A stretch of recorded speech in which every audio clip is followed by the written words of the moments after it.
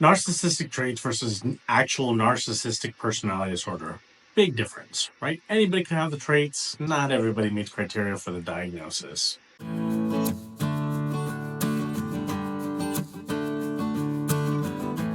If you're new to the channel, welcome. I'm super happy to have you here. My name is Gabriel Arroyo. I'm a licensed marriage and family therapist located in Southern California. And if you're new to the channel, be sure to subscribe to stay up to date with our weekly videos on mental health related topics and helpful coping skills for you to apply in your own everyday lives. So today we're talking about narcissistic traits or narcissism versus narcissistic personality disorder. Big difference. So narcissism or narcissistic traits is kind of thrown out all the time. I hear it nonstop with clients that I'm seeing. If there's relationship issues, I'm dating a narcissist, or they are very narcissistic with this behavior, have narcissistic traits. Okay, well, that very well may be so, but it is definitely different than having the diagnosis of narcissistic personality disorder. So let's break down the differences.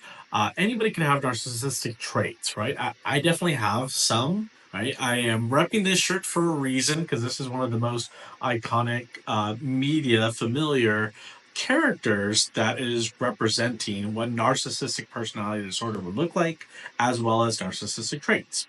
Tony Stark or Robert Downey Jr.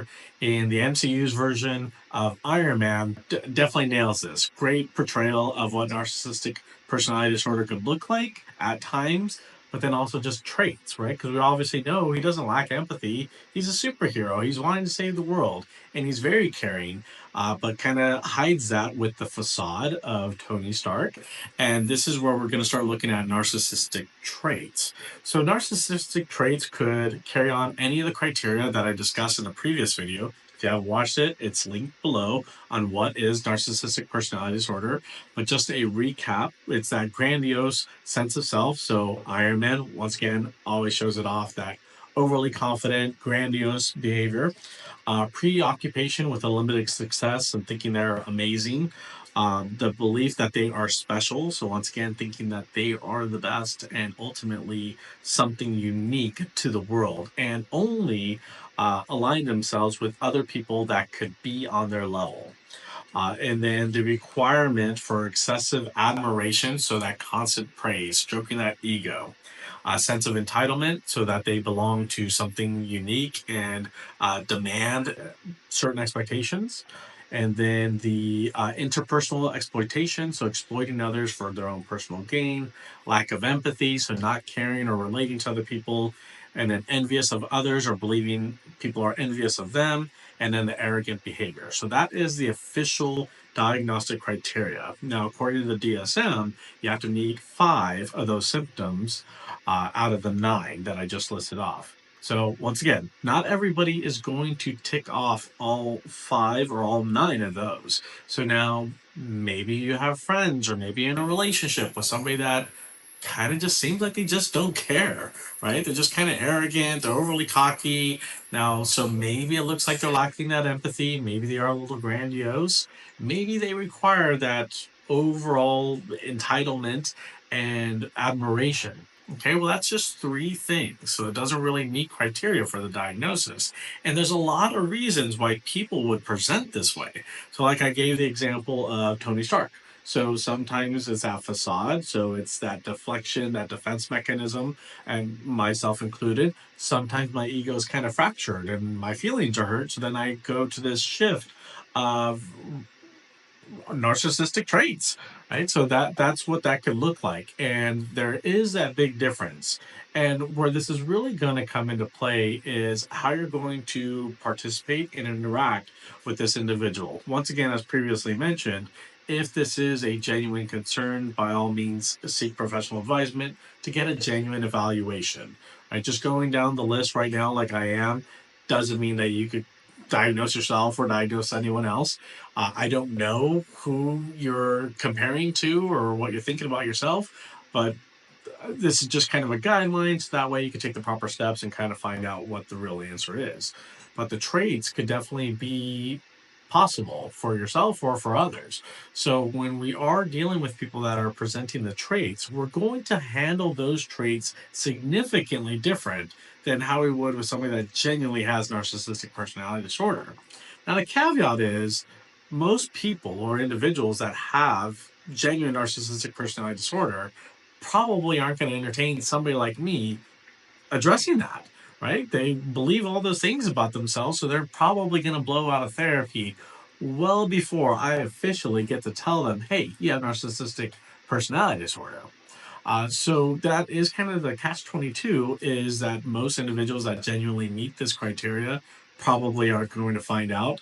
Now, of course, there is exceptions to that, and it does happen, but typically when we're looking at genuine narcissistic personality disorder, they don't do very well in therapy treatment, so they're not really sticking around to find out.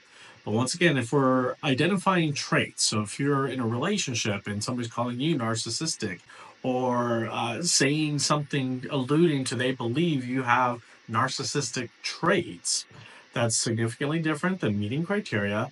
And or the other way around, if you're believing somebody has these narcissistic traits, well, these are traits that could be addressed in a different way. So we're going to handle these significantly different.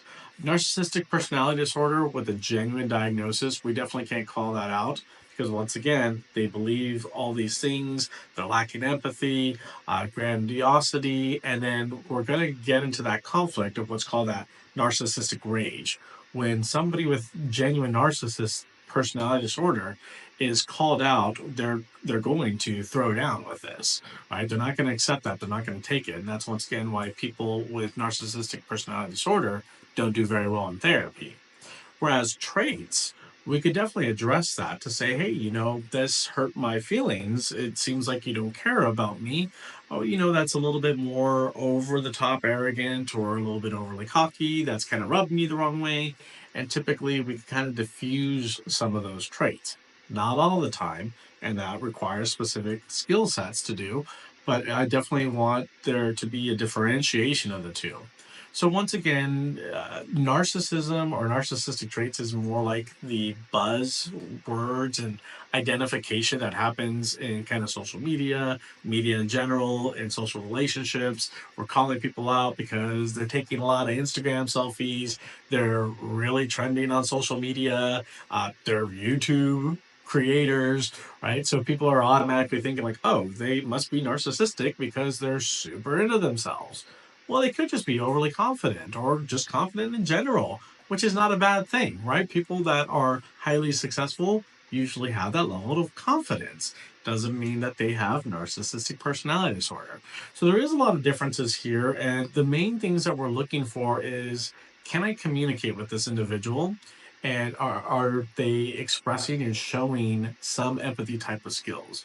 So once again, I could even meet criteria in a lot of cases and situations. Tony Stark meets a lot of the criteria, right? And he kind of ebbs and flows of meeting the actual diagnosis criteria versus just showing narcissistic traits. Clearly, we know he cares a lot about people, right? So he's not lacking empathy and some of those things. When he finally lets his guard down, he's an awesome guy or awesome character. So that's what we're looking for when we're differentiating the two. Now, I'm going to do other videos coming up of how we would address some of these symptoms, especially in romantic relationships, familial relationships, friendships, or even professional relationships, because we're going to address narcissistic traits versus narcissistic personality disorder significantly different. And then depending on where that relationship lies, we're going to treat that significantly different as well. I'm not going to treat my narcissistic traded boss the same as my significant other that genuinely has narcissistic personality disorder.